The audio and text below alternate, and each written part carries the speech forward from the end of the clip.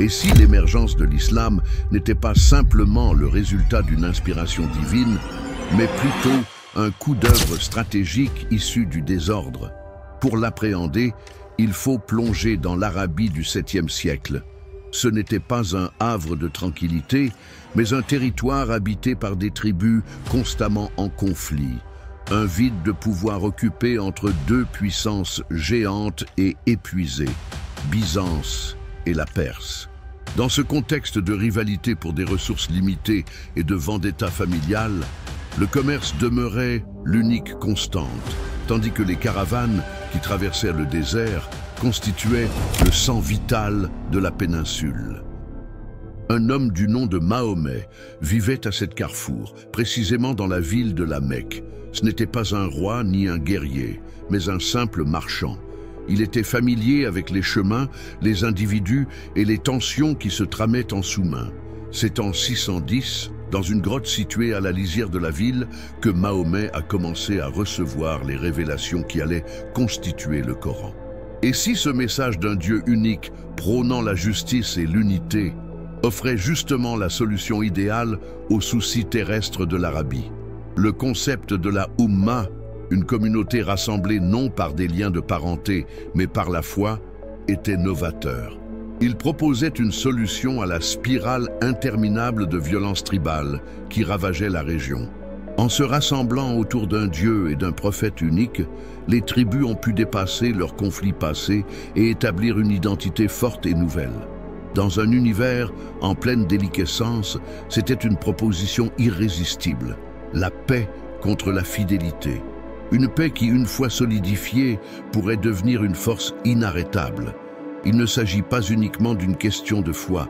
Des études récentes, fondées sur des fouilles archéologiques de 2024, laissent entendre que les anciennes voies commerciales ne se limitaient pas à acheminer de l'encens, mais ont aussi pavé la voie à une transition vers le monothéisme. Avec son vécu, Mahomet saisissait parfaitement ce système. Les premiers adeptes de l'islam ne se limitaient pas aux démunis. Ils incluaient également des membres de l'élite opportuniste qui percevaient dans la religion islamique une chance d'échapper au lourd système fiscal byzantin et persan. Il s'agissait d'un code rebelle qui offrait simultanément la rédemption spirituelle et l'émancipation économique. Par conséquent, le chuchotement qui a débuté dans une caverne n'était pas uniquement un appel à la prière. C'était également une stratégie de génie, un projet visant à rassembler les Arabes, à leur fournir une mission partagée et à contester l'ordre mondial en place. Ce qui avait débuté en tant que communauté spirituelle était en passe de se transformer en moteur d'un empire. L'onde de murmures se métamorphoserait bientôt en un grondement qui ébranlerait les bases du monde connu. La mort du prophète en 632 aurait pu marquer la conclusion. La communauté, liée par son charisme, se trouva brusquement sans leader, et le désordre que Mahomet avait su maîtriser risquait de se répandre à nouveau. Cet épisode de crise allait non seulement façonner le futur de l'islam, mais également planter les germes d'une scission qui a subsisté pendant 14 siècles. La question de la succession du prophète n'était pas une question d'ordre théologique, mais une bataille de pouvoir aux répercussions désastreuses. Le califat Rachidoun, également connu sous le nom de calife bien guidé, a émergé à la suite de cette crise. Toutefois, la sélection d'Abou Bakr, un fidèle compagnon de Mahomet, n'a pas été une décision unanimement approuvée. Ce fut un acte politique délicat qui a écarté Ali, cousin et époux du prophète, la personnalité qu'une faction, plus tard désignée sous le nom de chiite, pensait être le successeur légitime. C'est à ce moment exact que la division entre sunnites et chiites a vu le jour, une plaie dissimulée sous le voile d'une prétendue unité. L'autorité d'Abou Bakr a été remise en question presque instantanément. Après le décès de Mahomet, les tribus qui lui avaient prêté allégeance se sentirent libérées de leurs serments et rejetèrent le paiement de la zakat, l'impôt religieux qui était devenu la base financière du nouvel État. On nomme communément cela les guerres de l'apostasie. Cependant, une interprétation plus sinistre laisse entendre que ce n'était pas une crise religieuse, mais plutôt une insurrection politique. Il s'agissait de tribus qui affirmaient leur indépendance, opposée à une autorité centrale qu'elle n'avait pas sélectionnée. La réaction d'Abou Bakr a été à la fois dure et efficace. Ces campagnes ont non seulement écrasé les insurrections, mais aussi consolidé l'unité de l'Arabie par la contrainte. Ce n'était pas seulement une question de rétablir la foi, mais aussi de renforcer un État, gérer le contrôle des voies commerciales et des points d'eau, qui sont les véritables richesses du désert. Cette force unie a donné naissance à une puissante armée arabe, aguerrie au combat et d'une loyauté ardente. L'énergie précédemment dépensée dans les conflits internes nécessitait désormais une nouvelle issue. Ironiquement, c'est précisément ces fractures internes qui ont façonné le modèle d'expansion à l'échelle mondiale. Le califat devait assurer la cohésion de son armée et gratifier ses soldats. Avec la domination de la péninsule arabique, l'unique voie qui restait était celle de l'expansion. Et là, au septentrion, se dressaient les empires de Byzance et de Perse, affaiblis et exposés. Les conflits de succession n'ont pas eu pour effet d'anéantir l'islam. Ils ont plutôt contribué à le métamorphoser en un outil de conquête. Comment une armée provenant du désert, dépourvue de longues traditions militaires, a-t-elle réussi à plier deux des plus importants empires de l'histoire en seulement quelques décennies? Le récit épique évoque une guerre sacrée, une conviction inébranlable capable de tout surmonter. Cependant, la réalité dissimulée est une histoire d'opportunisme, d'exploitation des vulnérabilités et d'une stratégie astucieuse masquée sous le couvert du zèle religieux. Les empires byzantins et sassanides n'étaient pas au sommet de leur puissance. Ils étaient depuis des siècles engagés dans une guerre d'attrition réciproque qui avait ruiné leurs finances et épuisé leurs forces militaires. Ces provinces étaient insatisfaites, ces troupes fortement réduites et, comme le soulignent certaines études de 2023, une succession de catastrophes naturelles et de famines causées par les dérèglements climatiques avait gravement affecté ces effectifs. Les forces arabes n'ont pas brisé une porte en métal, elles ont plutôt frappé une porte dégradée. De plus, la stratégie de conquête était un chef-d'œuvre de pragmatisme. On proposait aux populations conquises, appelées dhimmi, un arrangement. Ils avaient la possibilité de maintenir leur foi, qu'il s'agisse du christianisme, du judaïsme ou du zoroastrisme, en contrepartie d'un versement spécifique d'impôt, la jizya. Ce système offrait deux avantages distincts. D'une part, cela créait un flux régulier de revenus qui soutenait l'armée et le développement de l'État islamique. Par ailleurs, cela constituait une forte motivation à la conversion. Pour bon nombre de personnes, la conversion n'était pas une décision spirituelle, mais financière. Se convertir à l'islam impliquait l'arrêt du paiement de la jizya, l'acquisition d'une position sociale supérieure et l'accès aux structures de pouvoir de ce nouvel empire. Ce n'était pas une conversion par la force, mais une conquête par l'argent. Une façon bien plus délicate et efficiente d'incorporer des millions d'individus sans recourir à une présence militaire onéreuse et massive. En outre, la conquête a été rendue plus aisée grâce à un réseau d'alliances obscures. Dans des régions telles que la Syrie et l'Égypte, les communautés chrétiennes monophysites et juives, qui ont subi la persécution de l'orthodoxie byzantine pendant une longue période, ont perçu les envahisseurs arabes non pas comme des adversaires, mais comme des libérateurs. Ces communautés ont, en retour de tolérance religieuse et d'une meilleure position, ouvert les portes de leur cité, offert des informations cruciales et travaillé de concert avec les conquérants. L'expansion fulgurante de l'arabe n'a pas simplement été un choc des civilisations, mais plutôt une interaction géopolitique complexe où les loyautés étaient achetées et échangées. Après avoir stabilisé leur première poussée militaire, les musulmans ont libéré leur force la plus puissante et discrète, le commerce. Au-delà des armées et des épées, ce sont les commerçants qui ont diffusé la nouvelle croyance dans les régions les plus éloignées du monde connu. Ils parcouraient les voies ancestrales de la planète, les anciennes routes de la soie, modifiant l'économie mondiale et, par extension, l'essence même de l'humanité. Les commerçants musulmans ne se limitaient pas au transport de la soie, des épices et des bijoux. Dans leurs convois, on retrouvait des idées, des législations, des connaissances scientifiques et une culture nouvelle et raffinée. Des mosquées et des centres commerciaux ont émergé le long de ces voies, du centre de l'Asie centrale au rivage chinois. Ces zones n'étaient pas uniquement des pôles commerciaux, mais aussi des centres communautaires, éducatifs et d'influence, des symboles d'une civilisation émergente qui séduisait les individus avec la promesse de prospérité et de savoir.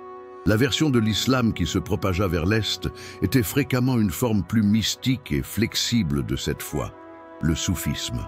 Les saints soufis, privilégiant l'expérience spirituelle individuelle au détriment d'une doctrine légale stricte, ont trouvé un écho favorable dans des cultures possédant de solides traditions chamaniques et bouddhistes. Ils ne se revendiquaient pas de conquérants, mais d'hommes pieux, et leurs discours s'entremêlaient et se fusionnaient avec les convictions locales, engendrant une sorte d'islam syncrétiste et séduisant qui s'avérait aisé à embrasser. Cependant, derrière cette expansion pacifique se dissimule un modèle de foi contre bénéfice. Des études récentes portant sur des trésors de monnaie de l'époque abbasside, 750-1258, laissent à penser qu'une stratégie économique controversée était en place. Les guildes marchandes musulmanes finançaient l'édification de mosquées et la conversion de chefs locaux dans le but d'établir des monopoles commerciaux, évinçant ainsi leurs rivaux non musulmans des réseaux de confiance qui contrôlaient le commerce à longue distance. Ainsi, la foi s'est transformée en un instrument pour édifier un empire économique à l'échelle mondiale. Être musulman ne se limitait pas à partager la foi. Cela impliquait aussi de faire partie d'un réseau commercial privilégié qui s'étendait sur 3 continents. Le commerce s'est transformé en un prophète véritable, un missionnaire discret qui a propagé l'islam de manière plus profonde et pérenne que n'importe quel corps armé. L'objectif de la conquête n'était plus la terre, mais les marchés. Suite à l'assassinat d'Ali en 661, qui représentait le dernier des califes bien guidés, le pouvoir fut transféré à la dynastie Omeyyade. Cela a marqué un tournant. Le califat a évolué en monarchie héréditaire, le foyer du pouvoir s'est déplacé de la dévote Médine vers la cosmopolite Damas, et l'empire a embrassé le faste et la bureaucratie des Byzantins qu'il avait conquis. Les Omeyyades ont édifié un empire allant de l'Espagne à l'Inde. Cependant, ils l'ont bâti sur des bases d'exclusion et de ressentiment. Par nature, l'empire omeyyade était un empire de culture arabe. Les Arabes étaient vus comme une classe supérieure par la caste dirigeante. Les non-arabes qui embrassaient l'islam, appelés Mawali, étaient considérés comme des citoyens de moindre importance. Ils étaient fréquemment contraints de continuer à s'acquitter d'impôts dont ils auraient dû théoriquement être exonérés, et l'accès aux postes les plus haut placés de l'armée et de l'administration leur était refusé. Cette arrogance a engendré les germes de sa propre ruine, suscitant un fort ressentiment, en particulier dans les provinces persanes et nord-africaines. L'invasion de l'Espagne en 711 illustre parfaitement la complexité cachée derrière les exploits épiques. La version populaire évoque une invasion directe, mais la réalité est plus sombre et captivante. Une guerre civile faisait rage au sein du royaume wisigoth de la péninsule ibérique. Dans le conflit, une des factions en quête de suprématie commet une bévue mortelle. Elle convie un modeste groupe de forces musulmanes nord-africaines à se battre à ses côtés. C'était une trahison, un accord avec une puissance extérieure qu'il croyait être en mesure de maîtriser. Sous le commandement de Tariq ibn Ziyad, ses forces ont constaté la vulnérabilité et l'aisance du royaume et ont pris la décision de ne pas se limiter à un rôle d'assistance, mais plutôt de conquérir. L'invasion de l'Espagne ne s'est pas seulement manifestée sous la forme d'une conquête militaire, elle a également été facilitée par une trahison au sein même du pays. Les nobles Wisigoths qui ont inauguré le règne ont vite été emportés par la même puissance qu'ils avaient libérée. Cela a été une invasion en gants blancs, une mission clandestine, qui est devenue une occupation durable. Pendant ce temps à Damas, la cour omeyyade se plongeait dans un luxe qui tranchait de manière frappante avec la simplicité austère des débuts de l'islam. Un empire vaste finance une vie d'excès, jalonnée de complots à la cour dans un palais majestueux. Cette corruption, associée à une discrimination systématique envers les non-arabes, a engendré un parfait orage.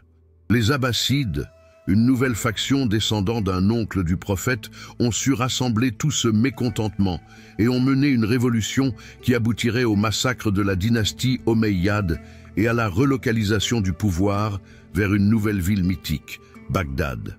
Suite à l'accession des Abbassides au pouvoir en 750, le centre névralgique de la civilisation islamique se transféra à Bagdad, une cité érigée spécifiquement pour servir de capitale mondiale. Ce ne fut pas uniquement une période dorée de la science et de la philosophie, comme l'histoire nous le rapporte. C'était une vaste opération d'espionnage intellectuel, une initiative visant à acquérir, traduire et ultimement dominer les savoirs du monde antique.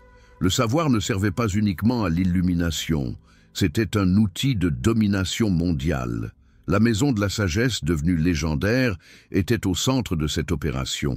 Il ne s'agissait pas d'une simple bibliothèque, mais d'un institut de traduction et de recherche financé par l'État.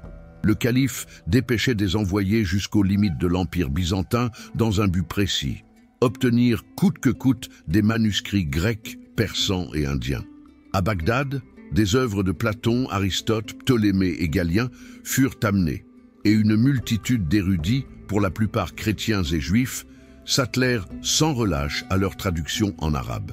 Cet appétit pour l'apprentissage n'était pas uniquement d'ordre académique.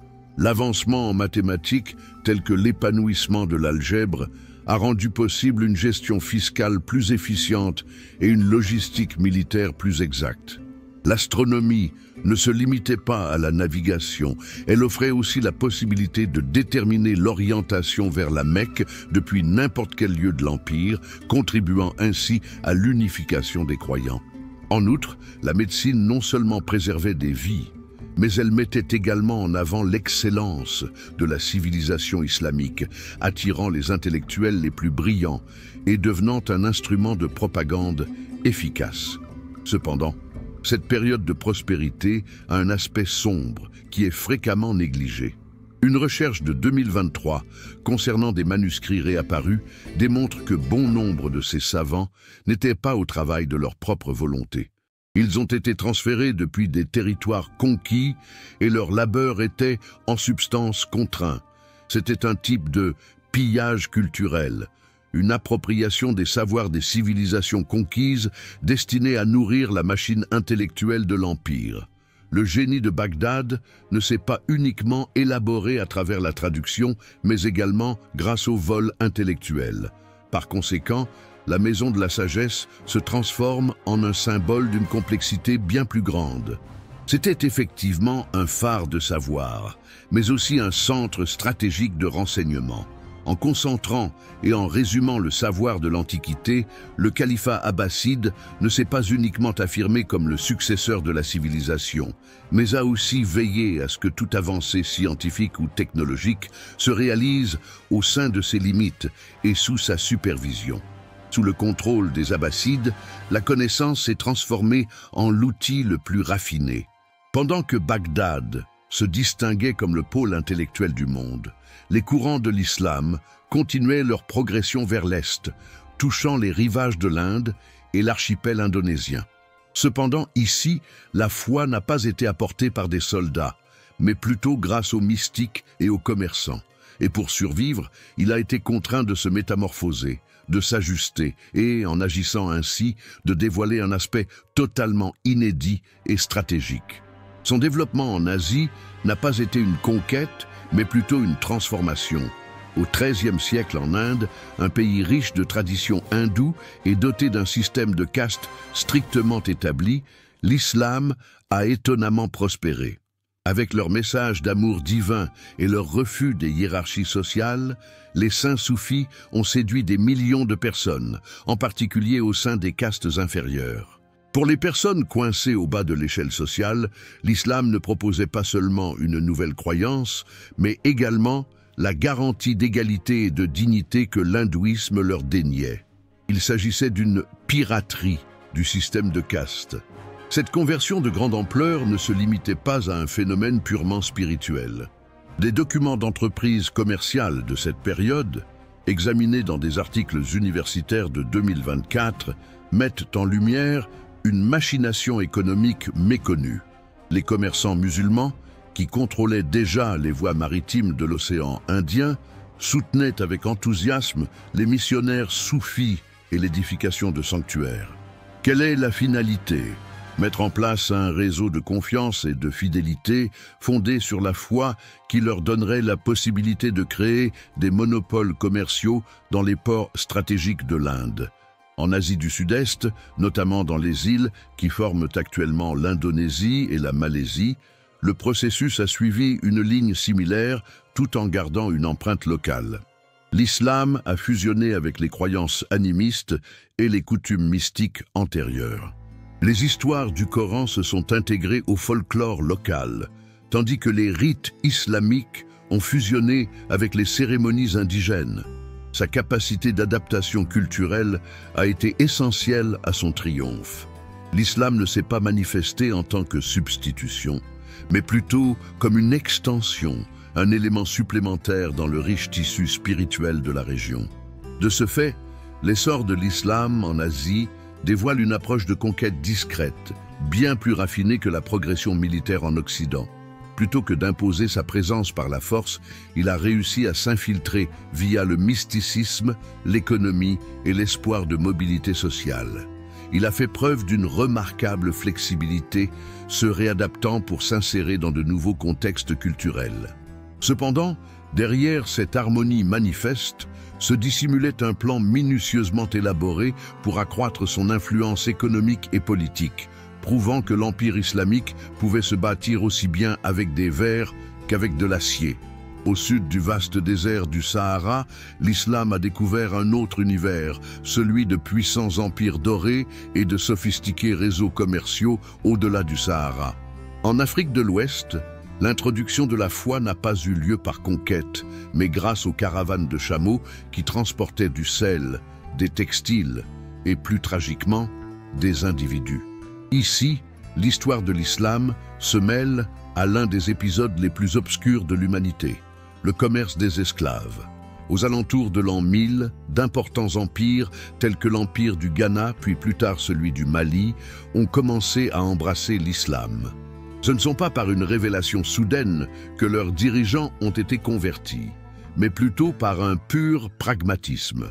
L'adoption de la foi des commerçants arabes et berbères du Nord offrait un accès privilégié au réseau de commerce à travers le Sahara.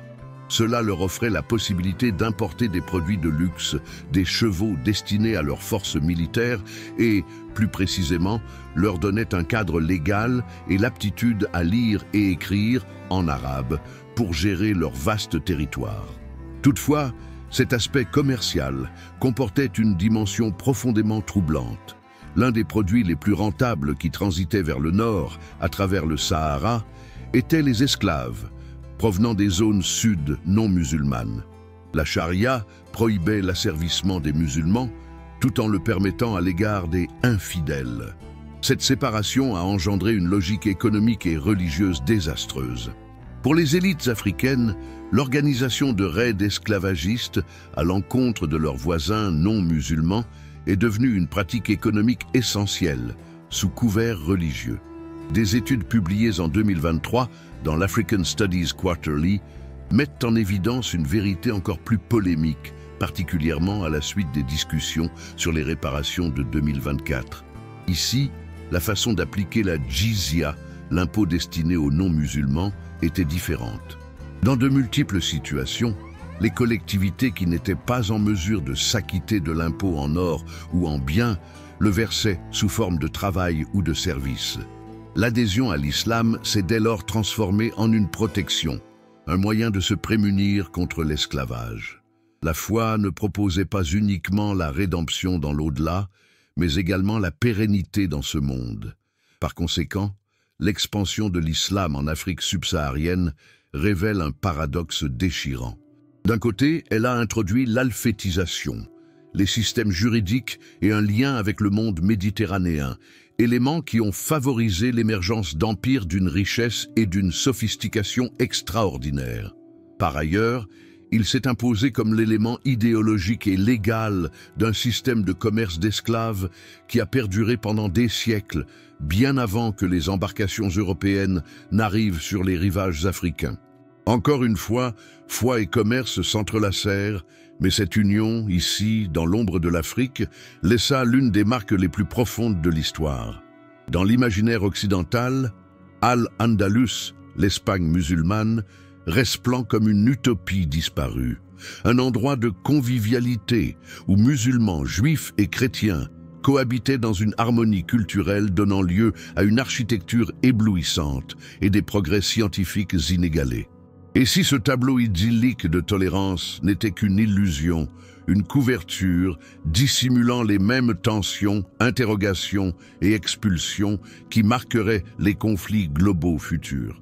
Durant ces premiers siècles, particulièrement pendant le califat de Cordoue, Al-Andalus a sans conteste été un éclat de civilisation au sein d'une Europe immergée dans le Moyen-Âge. Cordoue, sa capitale, était la métropole la plus importante et la plus avancée du continent, dotée de bibliothèques, d'hôpitaux et d'un système d'éclairage public. Toutefois, la convivialité ne signifiait pas une relation d'égalité.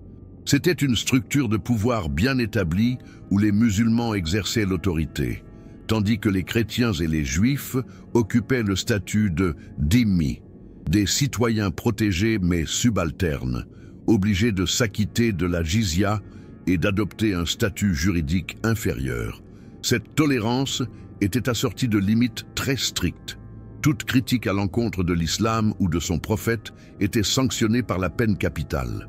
Alors que l'autorité musulmane dans la péninsule se voyait progressivement contestée par les royaumes chrétiens du Nord, un processus qualifié de reconquista, la condition des minorités s'est révélée de plus en plus instable. Des dynasties plus extrémistes originaires d'Afrique du Nord, telles que les Almoravides et les Almohades, ont imposé une interprétation beaucoup plus stricte de l'islam, démolissant des synagogues et des églises et contraignant à la conversion. L'histoire d'Al-Andalus ne se résume pas à une séquence de tolérance, suivie d'intolérance. Cela a été un cycle incessant de fluctuations, alternant des phases de coexistence pratique avec des épisodes de violence et de persécution. Les révisions historiques de 2024, examinant les annales de l'époque avec moins de romantisme, dévoilent que les conversions forcées et les épurations religieuses n'étaient pas exclusivement le fait de l'Inquisition espagnole. Ils ont eu lieu bien avant des deux côtés de la frontière religieuse. La prise de Grenade en 1492, marquant la fin du dernier royaume musulman dans la péninsule ibérique, n'a pas signifié la fin d'une époque prospère, mais plutôt la conclusion d'un processus de conflit s'étalant sur plusieurs siècles. L'idée d'Al-Andalus comme un Éden perdu est, en grande partie, une élaboration nostalgique. Son véritable enseignement est bien plus complexe et pertinent pour notre époque. Il nous apprend que l'harmonie est délicate, que les rapports de force, même empreints de bienveillance, créent du ressentiment.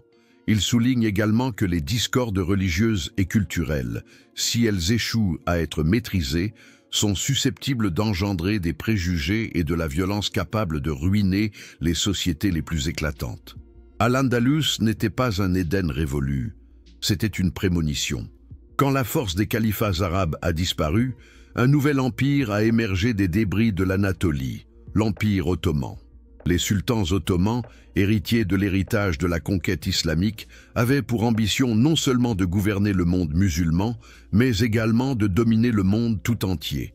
Pour y arriver, ils ont peaufiné l'une des méthodes de recrutement les plus impitoyables et performantes de l'histoire, le devshirm, la taxe du sang. Un secret ténébreux au centre d'un empire glorieux. Le devshirmé constituait un dispositif de recrutement contraint. À intervalles réguliers, les troupes ottomanes faisaient des tournées dans les provinces chrétiennes des Balkans afin de sélectionner et d'emmener avec eux les enfants de leur famille qui se distinguaient par leur force et leur intelligence. Ces enfants étaient transportés à Istanbul, convertis de manière forcée à l'islam et soumis à un endoctrinement acharné. On leur supprimait leur histoire, leur langue et leur religion. Son unique lien de parenté était avec le sultan, et son unique aspiration, servir l'Empire. Ceux qui étaient le plus en forme devenaient janissaires, l'élite de l'armée ottomane. Il s'agissait de soldats d'infanterie d'une loyauté fanatique, sans attache familiale, ni obligation locale, qui auraient pu les détourner. Ils ont été l'avant-garde qui a facilité l'expansion des Ottomans en Europe, en Afrique et au Moyen-Orient. En revanche, les plus brillants recevaient leur formation dans les écoles prestigieuses du palais pour devenir les administrateurs, les architectes et les vizirs qui gouvernaient l'Empire. L'Empire a été édifié, en toute vérité, à partir des âmes dérobées de ses sujets chrétiens. Des recherches universitaires de 2023, parues dans Ottoman Studies, ont mis au jour les techniques de manipulation psychologique employées dans cette démarche, les désignant, non sans controverse, comme une forme proto-moderne de lavage de cerveau. On a forgé une toute nouvelle identité, une fidélité indéfectible qui faisait de ces enfants les plus ardents partisans du système qui les avait détachés de leur domicile. Certaines études de 2024 établissent des comparaisons inquiétantes entre ces approches et les tactiques d'embauche utilisées par les groupes extrémistes contemporains. Le Devshirme incarne l'expression suprême du pragmatisme impérial ottoman. C'était un système impitoyable, mais terriblement efficace. Elle garantissait un afflux continu de troupes et de cadres supérieurs, dévoués uniquement au sultan. L'Empire ottoman ne se limitait pas à être un empire de conquête et de croyance. C'était également un empire bâti sur des vies dérobées, une machine politique en constante nécessité de ses propres citoyens pour maintenir son autorité. Durant des siècles, l'univers islamique a constitué une force d'expansion. Cependant, au cours du XIXe siècle, les rôles ont été inversés. L'Occident, à la fois industrialisé et dominant militairement, a commencé à faire étalage de sa force, ce qui a contribué à la désintégration de l'Empire ottoman, considéré comme le malade de l'Europe, ainsi que d'autres puissances musulmanes. La période du colonialisme européen a non seulement divisé le monde islamique, mais a aussi, de manière inconsciente, planté les fondements des mouvements radicaux qui allaient marquer les XXe et XXIe siècles. Des forces telles que la Grande-Bretagne et la France ont délimité des frontières sur la carte du Moyen-Orient et de l'Afrique, engendrant des nations factices sans prendre en considération les vérités ethniques, tribales ou religieuses. Cette stratégie de diviser pour régner a laissé un legs d'instabilité et de querelles qui persiste à l'heure actuelle. L'ère de la défaite et de la domination étrangère a engendré une crise d'identité majeure au sein du monde musulman. Pourquoi Dieu avait-il délaissé les croyants? La réponse à cette question s'est manifestée par le biais de mouvements de réveil spirituel. Si la défaite était attribuée à l'éloignement des musulmans du droit chemin, la réponse consistait à revenir à une forme pure et originelle de l'islam. Dans le centre de l'Arabie, un prédicateur du nom de Muhammad ibn Abd al-Wahhab a établi une coalition avec un dirigeant tribal, Muhammad bin Saoud. Ensemble, ils ont préconisé une interprétation très stricte et littérale de l'islam, le wahhabisme. Ce partenariat, qui perdure aujourd'hui sous l'aspect de l'Arabie saoudite contemporaine, a d'abord été considéré par les Britanniques comme un instrument efficace pour déstabiliser leurs adversaires ottomans. Ils n'ont pas compris qu'ils participaient à l'élaboration d'une idéologie qui, des dizaines d'années après, alimenterait des mouvements radicaux à travers le globe. Des publications de 2024 dans Foreign Affairs examinent l'impact direct du legs de ces alliances coloniales sur les conflits au Moyen-Orient en 2025. Ainsi, le colonialisme a produit un effet paradoxal qui est double. D'un côté, cela a fragmenté l'unité politique de la communauté islamique. Par ailleurs, il a favorisé l'émergence d'un islam mondialisé et politisé comme jamais auparavant. La conscience mondiale émergente est née de l'expérience commune de la domination étrangère et de la propagation d'idéologies radicales réformatrices. Les colonisateurs croyaient détruire un empire. Cependant, ils contribuaient en réalité à l'établissement d'un réseau de résistance idéologique qui finira par se retourner contre eux. L'un des plus vastes déplacements de population de l'histoire a été provoqué par les conséquences de la Seconde Guerre mondiale et le processus de décolonisation. Des millions de musulmans venant d'Afrique, du Moyen-Orient et d'Asie du Sud ont migré vers l'Europe en quête d'emploi, contribuant à la reconstruction d'un continent ravagé par les conflits. Cependant, cette diaspora ne représentait pas uniquement un aspect économique. Des réseaux idéologiques et financiers, dissimulés aux yeux de tous, ont commencé à fonctionner, exploitant la croissance du pétrole pour établir un nouveau réseau d'influence à l'échelle mondiale. Durant les décennies 1960 et 1970, des travailleurs invités ont afflué vers des nations telles que l'Allemagne, la France et le Royaume-Uni.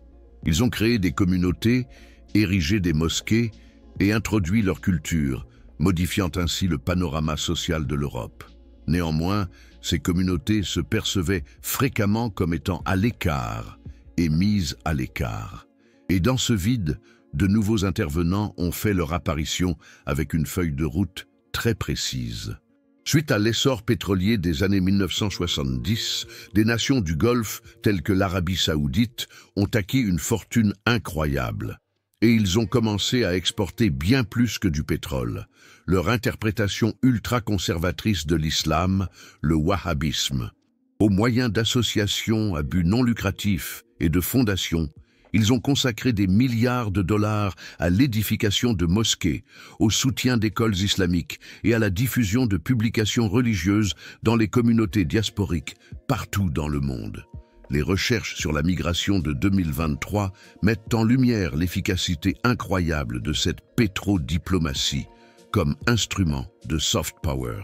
Ces mosquées fournissaient un sentiment d'appartenance et d'assistance aux communautés immigrées qui se débattaient pour préserver leur identité dans un contexte étranger. Cependant, ils faisaient la promotion d'une version de l'islam bien plus stricte et intransigeante que les traditions que nombre de ces immigrants avaient laissées en arrière. De façon controversée, quelques-unes de ces études associent ce financement aux allégations d'espionnage et à la radicalisation des jeunes musulmans européens en 2024. L'opulence s'est transformée en une arme.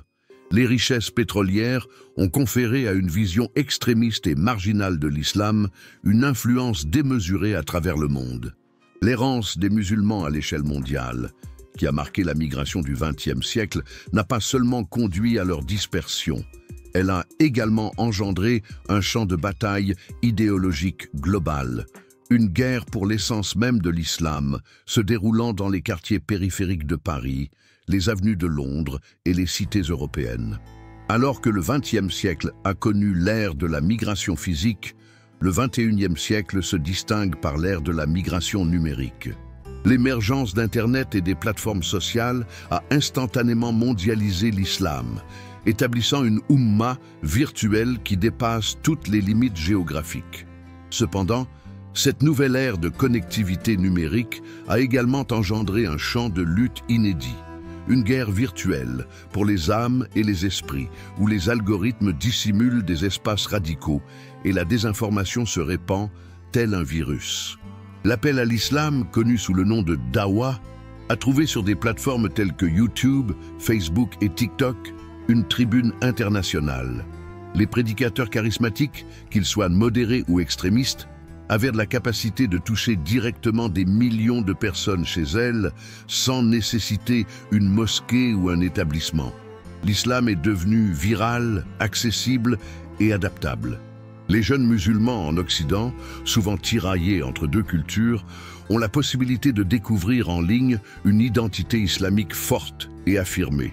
Toutefois, la technologie qui relie nous isole également. Les algorithmes des plateformes de médias sociaux sont élaborés pour nous présenter plus de ce que nous apprécions, générant des bulles filtrantes qui consolident nos convictions en place et nous préservent des perspectives contraires. Pour une personne qui manifeste un intérêt préliminaire pour le contenu islamique traditionnel, l'algorithme peut rapidement établir une trajectoire la conduisant vers l'extrémisme, une vidéo après l'autre. Les études du Pew Research Center de 2025, fondées sur des informations de 2023 et 2024, mettent en lumière un phénomène encore plus préoccupant, les conversions orchestrées par des robots. Les systèmes de comptes automatisés s'efforcent de promouvoir le contenu extrémiste, de donner l'impression d'un appui considérable aux idées radicales et de cibler les voix modérées. Dans les discussions concernant la désinformation, cette falsification numérique s'est imposée comme un enjeu majeur et polémique. La croyance s'est transformée en une bulle de filtrage. La guerre virtuelle ne se fait pas avec des armes blanches, mais plutôt avec des j'aime, des partages et des algorithmes. C'est une lutte pour capter l'attention, où l'histoire la plus simpliste, la plus émotive et la plus extrême a souvent le dessus. L'idée d'une communauté globale interconnectée s'est transformée pour certains en un piège digital conduisant à la radicalisation et à l'isolement. Le nouveau front de l'islam ne se situe pas dans le désert, mais derrière nos écrans. Si la Dawah en ligne a été le déclencheur, les conflits qui ont suivi les attentats du 11 septembre ont constitué l'élément qui a embrasé le monde. Les invasions de l'Afghanistan et de l'Irak, suivies de la guerre contre le terrorisme, non seulement n'ont pas réussi à éradiquer l'extrémisme, mais ont contribué à sa mondialisation. Ils ont élaboré un fort discours de victimisation, dépeignant un Occident impérialiste qui s'en prend au monde musulman, devenu l'instrument de recrutement le plus efficace pour les organisations djihadistes. Les images de la guerre, diffusées immédiatement à l'échelle mondiale, ont produit un effet dévastateur. Pour beaucoup de jeunes musulmans, surtout en Occident, les images d'Abu Ghraib ou des frappes aériennes de Bagdad ne représentaient pas des événements distants. Elles constituaient une agression directe envers leur identité et leur communauté. Ces recruteurs numériques ont habilement tiré parti de ce sentiment d'indignation et d'injustice, présentant le djihad non pas comme un acte terroriste, mais plutôt comme une défense justifiée de la Oumma contre un envahisseur étranger. Cependant, ce discours victimisant, tout en étant puissant, cache une réalité plus complexe et cynique. Sous le discours de la protection de l'islam, se dissimulaient des extrémismes soutenus par certains États. Des documents de la CIA déclassifiés en 2024 et examinés à la lumière de la montée du groupe taliban en 2025 mettent en évidence le double discours de partenaires occidentaux comme l'Arabie saoudite et le Pakistan. Ils dénonçaient publiquement le terrorisme, mais en privé, grâce à leurs agences de renseignement et à leurs fondations, ils apportaient un soutien financier et logistique aux groupes qui s'opposaient aux forces occidentales. La guerre s'est transformée en un élément déclencheur. Elle a favorisé la propagation des idées extrêmes, armé une génération et engendré un cycle de violence qui se nourrissait de lui-même. Chaque acte de terrorisme en Occident entraînait une réaction militaire renforcée au Moyen-Orient, ce qui à son tour suscitait davantage de colère, plus de nouveaux membres et un nombre accru d'attaques. La terreur s'est imposée comme un sinistre mentor, instruisant une génération que la violence était l'unique solution. Le résultat est un univers où les frontières de combat ne sont plus définies. Le conflit ne se mène plus entre forces militaires, mais plutôt entre systèmes de pensée. Et les troubles dans des régions éloignées telles que la Syrie ou l'Irak ont un impact direct dans les rues de l'Europe et de l'Amérique. L'extrémisme n'a pas été stoppé par les guerres du XXIe siècle. Il a plutôt été métamorphosé en une enseigne mondiale, un monstre à 1000 têtes qui persiste à se relever des débris de chaque nouveau conflit.